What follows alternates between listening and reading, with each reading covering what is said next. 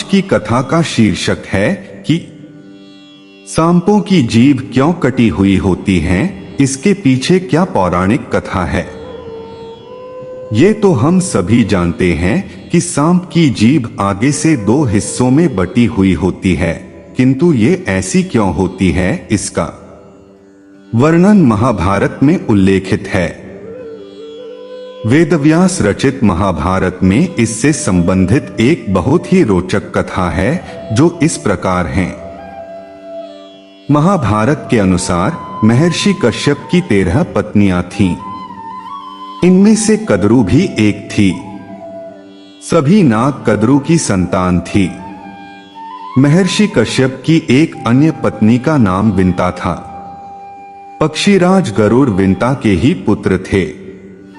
एक बार कद्रू और विंता ने एक सफेद घोड़ा देखा। उसे देखकर कद्रू ने कहा कि इस घोड़े की पूंछ काली है, और विंता ने कहा कि घोड़े की पूंछ सफेद है। इस बात पर दोनों में शर्त लगी। तब कद्रू ने अपने नाग पुत्रों से कहा कि वे अपना आकार छोटा कर घोड़े की पूंछ से लिपट जाएं, जिससे उसकी पूंछ काली नजर आए और वह शर्त जीत जाए। कुछ सर्पों ने ऐसा करने से मना कर दिया।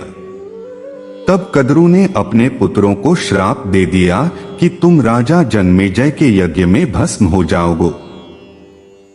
श्राप की बात सुनकर सांप अपनी माता के कहे अनुसार उस सफेद घोड़े की पूंछ से लिपट गए, जिससे उस घोड़े की पूंछ काली दिखाई देने लगी।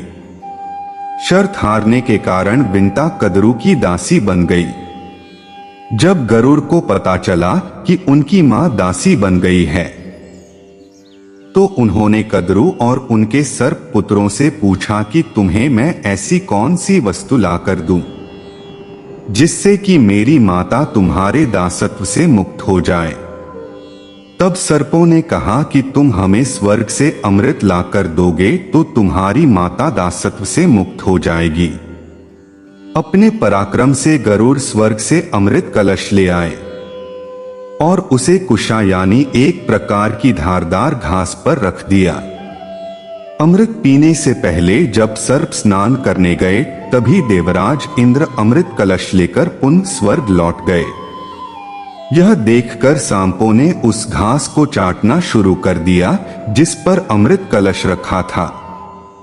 सर्पों को लगा कि इस स्थान पर थोड़ा अमृत का अंश अवश्य होगा, लेकिन घास नोकीली होने के कारण सभी सर्पों के जीभ के 2 टुकड़े हो गए।